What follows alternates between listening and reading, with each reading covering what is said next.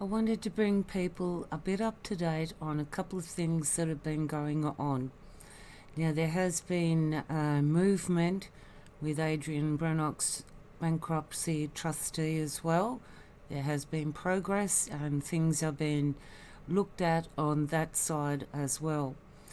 But today I just wanted to talk about Wollumbin Horizons in liquidation, the liquidator Stephen Starts and Vincent's, and any of the creditors and interested persons that have an interest in realising money from the asset that was sold off, that was 3222 Kyogle Road. So pretty much if you know you've got an interest in it, you know that, well, you're a past lost investor. Now, this is probably more specific to any past lost investor that may not have actually received this letter. It is just going out to ensure that anyone that does have an interest has been informed and has the opportunity, because you have until the 29th of January 2021 to complete making sure that your claim is in there and it's part of what is being considered. Now, I'll just take you down to the form before I say a little bit more on that. So this is the notice inviting formal proof of debt or claim. And this is where it brings it back to pursuant to the constructive trust. Now, this constructive trust is as the judge decided in the judgment associated with trying to figure out, because there was no deed documents or trust or anything actually established, the judge had to try and say what kind of a trust it was. And in that he said it was a constructive trust. Now, as I'm reading through the judgment and what a constructive trust meant, I kind of came to the conclusion that there were a couple of people that actually bought in at a later period in time that would not actually be considered part of the constructive trust. I'm not sure on that. But in essence, the constructive trust is all the people that paid to purchase the land and pay for the mortgage of 3222 Wollumbin, for paying into the concept that was sold to them. I will leave a link for this form so that anyone that may not have received it and should have received it, you can now follow the instructions just as readily as anyone that would have received it, because he gives this invitation, and then further down, alright, so right at the bottom of the page there is this document, and it's called Form 535. Now, there are two forms. The other one that I just showed you is actually referred to as a Form 2. That actually lays down the requirements for this form in the proof of debt. Now, you have to understand that, I'm not quite 100% sure, but I think there is one more sitting before a judge to get the debts verified and signed off on, and yep, you can distribute them. So that's why the liquidator is asking for all proof of debts to be in by the 29th of January so that they can be assessed and then finalised through, well, I'm assuming the court giving the stamp of approval. So if you have not already provided the liquidator with this signed information, sign it and put it in again. Even if you have received this information and you've already previously put in a claim, fill it out again and put it in, just to be sure. because he might turn around and, after the 29th of January, you think you've put your claim in because he's got you listed there, but you didn't fill out this form, and, it's too late now. So don't fall for that. If you have not filled out this specific form, you need to follow the directions right now. Make sure that you're doing everything that is required. And, hang on. This is the creditors list. As part of this 6 pages, there is an explanation about who will be paid out and who won't be. There is the requirements of those under the construction trust to put in their proof of debts, and there are 2 legal forms that have been put forward so that you can officially submit your claim and have it verified and ticked off and paid. So even if you see your name on this list and it's mentioned that yes, you've previously advised and you're claiming a particular amount, if you have not filled out that specific form on page 6, you may get that smart ass reply after the 29th of January and it's too late. Well, we told you to fill out the form and you didn't listen. And so thereby, you're up shit's creek without a paddle just because you assume that because he put you on the list of, you've advised and you've claimed. No, what they're saying down here, hang on. You are invited for formal proof.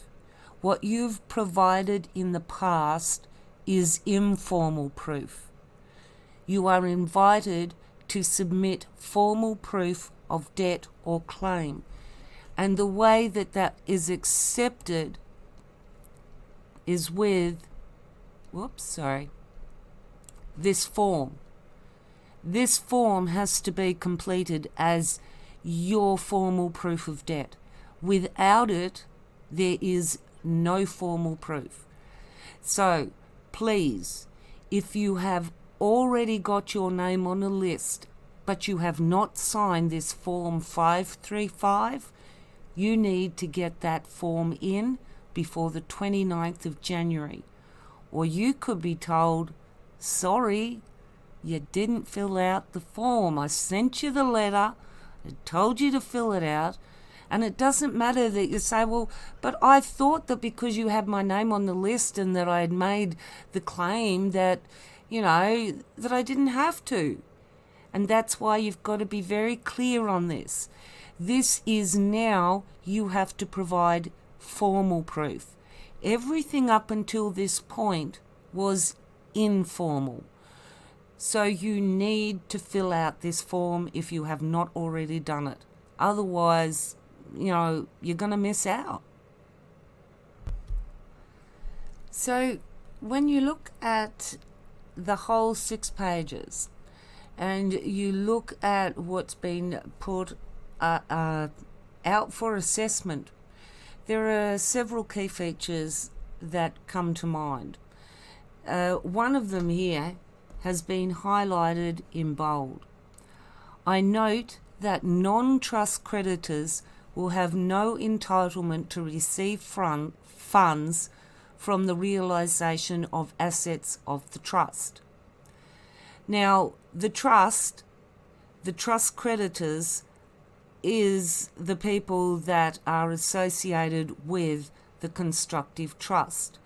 These are the people that are required to give formal proof of their investment into the trust, into that constructive trust, that the judge has ruled that's what it is.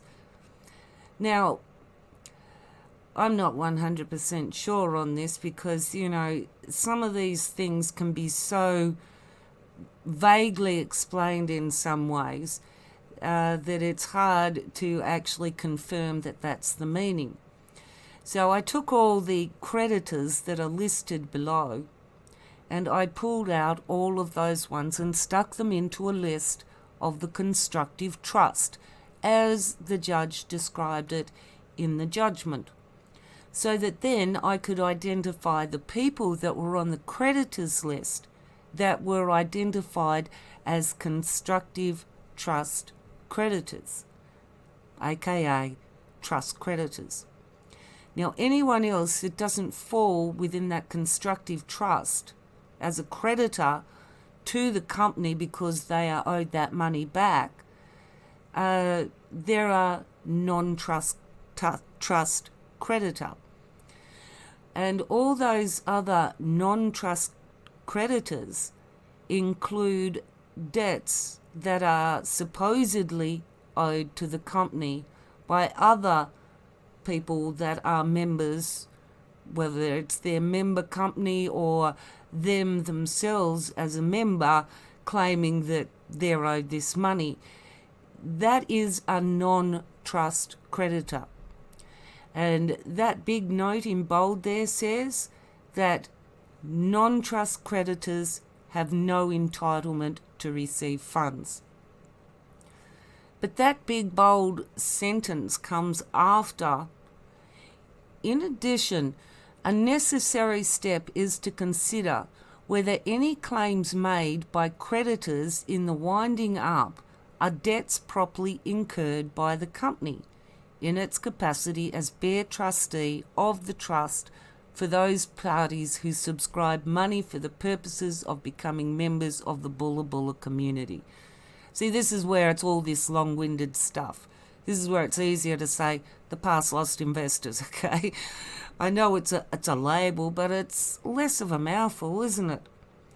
So to me in that paragraph, it's actually questioning that people that are claiming to be creditors in the winding up of the company, whether they were properly incurred debts of the company.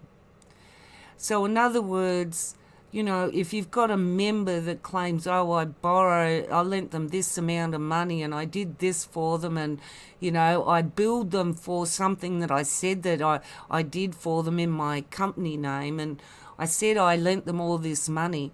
Well, that is not what you'd call a properly incurred debt, because in the foundation of the constructive trust, all these people were actually given the authority to act out or not act out in the company, and they did not authorize these debts. So basically, they don't have the say to say, well, yeah, we did incur these debts, because the constructive trust creditors say, no, you didn't. We did not give that decision.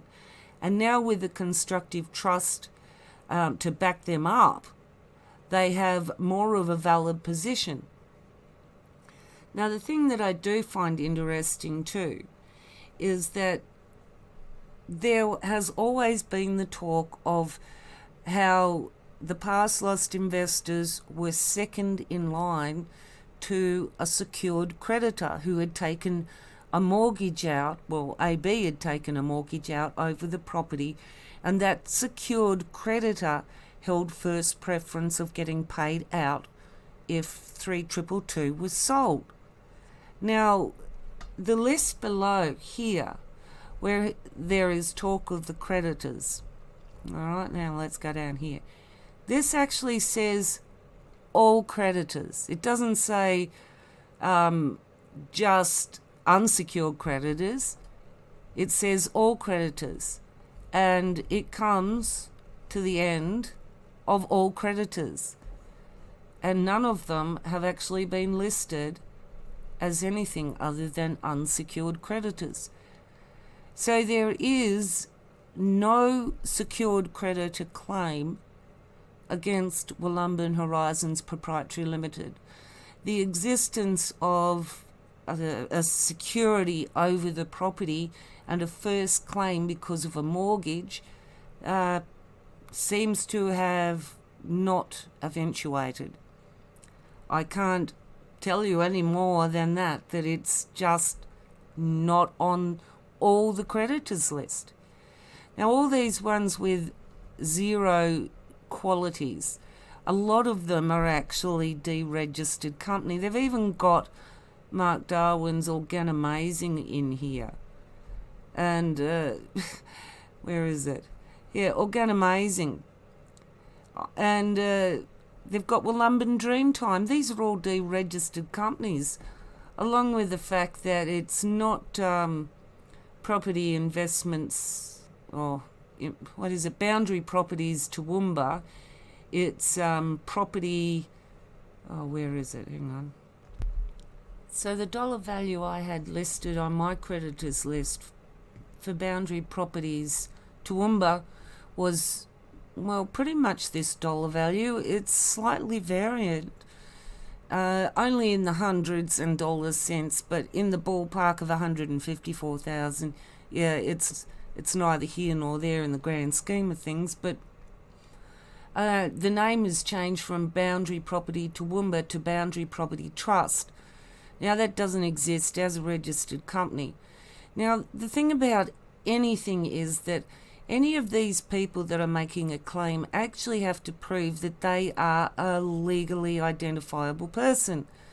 And any company making a claim also has to be a legally registered company. It has to exist.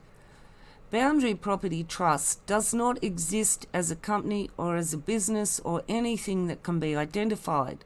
It's just a name. And who is it a name for? Well, it's actually listed on some images that I found posted by Rhyme of Mount Burrell and the NCV commercial accounts. And Boundary Property Trust was listed as a heading for paying out director wages or loans for Adrian Brannock, Philip Dixon, and Mark Darwin. There may have been another one on there, but I'm not quite sure from memory, so I'm not going to say. But there are also other things on this list that are duplicating and replicating, because Bulla Bulla Community Proprietary Limited and Nightcap Village Proprietary Limited and the unit holders of the Bulla Bulla Community Trust Village. Well, you see, one owns the other, and the unit holders of Bulla Bulla Community Village Trust control the Bulla Bulla Community Proprietary Limited. But it didn't end up being that. It then went to Wollumbin Dreamtime, and then it went to Wollumbin Horizons, and because they had one failure after another. And it was because Mark Darwin had a bad name with the banks, and so did Adrian Brannock. So they went through loan brokers. And what happened to the secured debt that was previously held over the property? How did that suddenly get paid out? Did it even exist at all? I mean, there are confusing factors around this, because it's definitely, there are only unsecured creditors on the all creditors list. There is no unsecured creditor here. I mean, no secured creditor. So if there was a secured creditor that held that because of a mortgage over the property, it does not exist in the final estimation right now. So, don't know what happened to it. So on this list of unsecured creditors, when you go through and you find out who trust creditors are and who non-trust creditors are, you realise that there's a reason why up the top here the liquidators stated that non-trust creditors will have no entitlement, because that's the cut-off point. Once they pay, like if you'd noticed there, they owe the Tweed Council quite a bit of money. There will be money that there'll be a heap of money that will come out to go to the liquidator to pay for doing all of this, and that's been booked up over the years. There will also be legal fees that have been booked up in the legal cases associated with this over the years, because the liquidator is not a lawyer. He had to employ a lawyer to represent him in court, so that all costs money, and that again will all come out of the realisation of the asset. So once you take out all those chunks and you pay back all the trust investors, you're pretty much not going to have anything left. And if there's any tax entitlement that has to be paid to, I mean, there are priority creditors that will get something anyway. I would assume the council would also be one of those priority creditors. So when they're talking about non-trust creditors, they're certainly not talking about the council or the liquidator's fees or the lawyer that represented the liquidator. There are some non-trust creditors that will get a shit ton of money. Yeah. Some that, well, yeah, the council have been waiting a long time. They could use that money to shut them down for good. Yeah, that'd fund them up well for the next round of taking them to court, wouldn't it?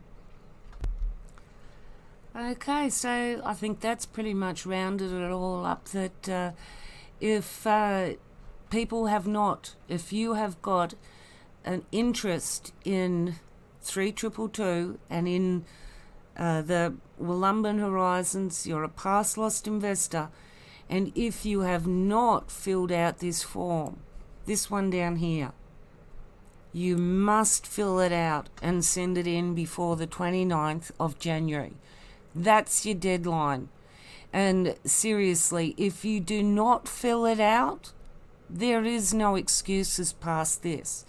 There is no way of saying, well, I didn't know. Well, you would have received this letter. Well, I'm hoping that all of the people named would have received a letter, but you know that they may even send things to the wrong address or an old address and you never get it. Anyway, this is just going out to make sure that there is the opportunity for people to know. If you've got an interest in Wollumbin Horizons, you need to fill out this form and make sure it's back to the liquidator by the 29th of January. And if you don't, well, that's really stupid. It's a little form, okay? It's a really little form. And all you've got to do is even make reference to something that you've previously submitted, so you turn your informal proof into formal proof, okay? Just validate your claim. Anyway, I'm leaving it at that, and I'll catch you on the next one. Bye.